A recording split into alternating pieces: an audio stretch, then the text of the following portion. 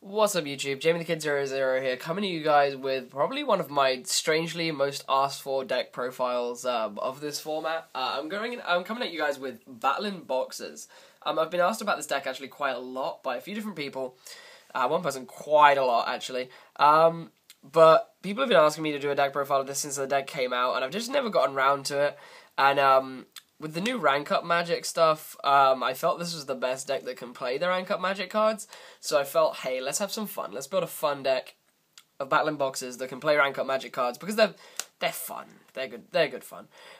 This is a Battlin boxer deck that doesn't revolve around it, but it can play that card like no problem. It doesn't really hurt the synergy of the deck that much, and it just spams rank 4s. It's just a really consistent rank 4 spamming deck. And I'm really enjoying it at the moment. I'm just gonna get straight into the list and talk to you about what I'm playing. I know this is just another boring deck profile, but I don't have much time to record duels at the moment. I mean, this video is going to be pre-recorded. You're probably going to see this on Thursday, but I've been out of the country since Monday, so either way, let's get into the list. So I'm playing 3 copies of Battlin boxer Glassjaw, because he's your biggest beater, but he's also your biggest weakness. Like when this guy's like Utopia with no materials. Like he's 2k on the attack, but when he's attacked, he'll then kill himself with his own effect and cause a replay. And when he goes to the graveyard, you can add 1 Battlin boxer from your graveyard back to your hand, which is and he'll usually be adding Switchitter, which we'll get to in a minute. But we then play 3 copies of Battlin boxer Headgeared. This guy's basically your Armageddon Knight of the deck. He has a dual purpose in this deck. Well, maybe 3 purposes, depending on how you look at it. He, A, sends Glassjaw to the grave, which activates Glassjaw's effect, allowing you to add a Battlin boxer to your hand from a grave.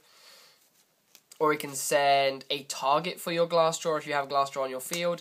Or he can also send your Honest of the deck. So he sends quite a few nice things. And once per turn, while he's in attack mode, he can't be destroyed by battle. So he's kind of nice. I then play 3 copies of Battlin boxer Switchitter. Switchitter is a cool guy. Basically, when he's normal summoned, he can get you a Battlin boxer out of the graveyard.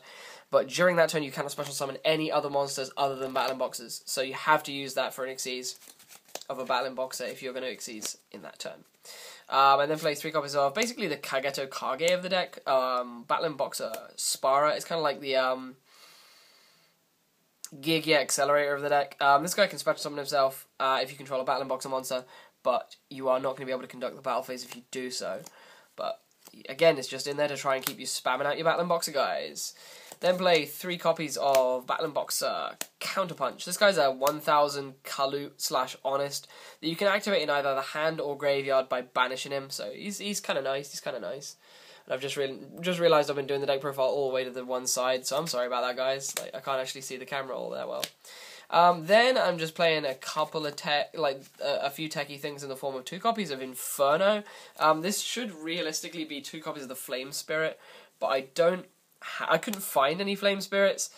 And Inferno is in here because if you have like a dead boxer, you're able to banish 1 and just drop this guy. And also in situations like something I've realised that's really, you can get loads of cheap burn by combining Inferno with Photon Papilloperative, like switching a guy's monster to attack mode with Papilloperative, making its attack tiny, attacking it with Inferno, dealing 1500 damage, and then attacking directly with Pap.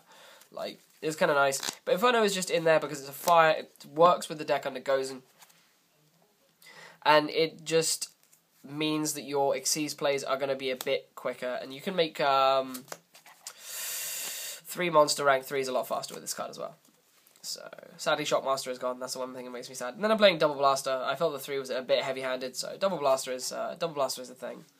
And that is the monster lineup. The monsters are 19, and then we have the spells. The spells are 1 Dark Hole, 1 Book of Moon, 1 Reinforcement of the Army, 2 copies of the Warrior Returning Alive. Like the 2 Warrior Returning Alive are basically just in here to find this guy. Like Warrior Returning Alive, get this guy back out of the grave, normal him, get another guy, make Lead Yoke. Like it's a 1 card Lead Yoke mid game, so it's quite nice. It's clogged occasionally, but it hasn't been too bad. I'm playing 2 copies of Rank Up Magic Numeron's Force. I like Numeron's Force over the other Rank Up Magics because when this card is played, everything on the field, all the face-up cards on the field, except this card and the Xyz monster you make, have their effects negated. And to my knowledge, that's permanently. just for that, like everything that was on the field when this is played gets negated. So it's really quite nice, really quite powerful, and it allows you to make quite a big Battlin boxer monster, which we'll get to in a minute, or a big Utopia monster, which we'll get to. And then play double Forbidden Lance, because you want your players to go through. There's nothing worse than getting your lead yoke deprisoned. Like, this card can stop any destruction effect, but getting deprisoned, it's upsetting. So Lance lets you just like run him into deprisons and you don't care. Like, you can crash into a monster and he'll just use his effect to stay alive. So it's quite nice. Then the only other spells I play are 3 copies of MST, because they're kind of you have to play 3 in this format. You really do.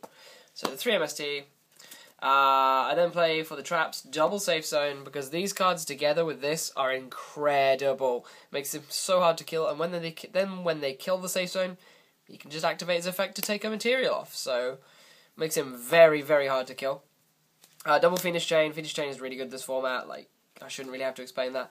And then we play 5 one-offs in the form of 1 Compulse, 1 Mirror Force, 1 Bottomless, 1 Torrential, and 1 Solemn Warning. Which rounds off, I think, 9 traps and 12 spells. I think it's something like that. Then the extra deck, for God's sake, I left Facebook on again, haven't I? Then the extra deck is 3 copies of Battlin Boxer, Lead Yoke.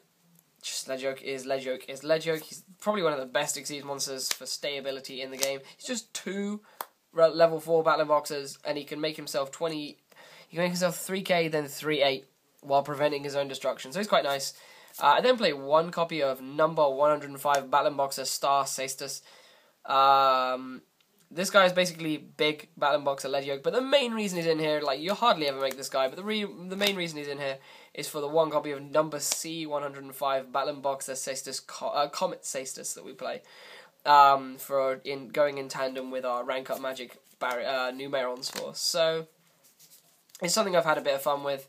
The other warrior, like, the majority of this extra deck is warriors. I think there's 3 non-warrior cards in this whole extra. Then other non-Battlin Boxer stuff we play is 1 number 39 Utopia, and 1 number C39 Utopia Ray V. I don't actually have a Utopia Ray Victory, so I'm having to play 1 Utopia Ray V. It's just another card that you can use Numeron's Force with, and it's a bit easier to do because it's not, Utopia doesn't require 3, basically. So it's just in there.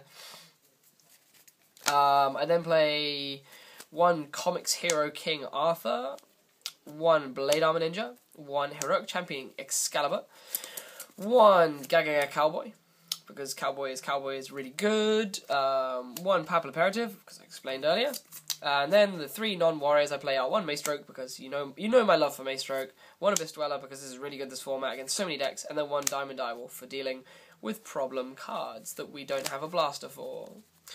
So yeah, this has been a Battlin Boxer deck profile that you guys have been asking for ages, so I hope you're actually happy now.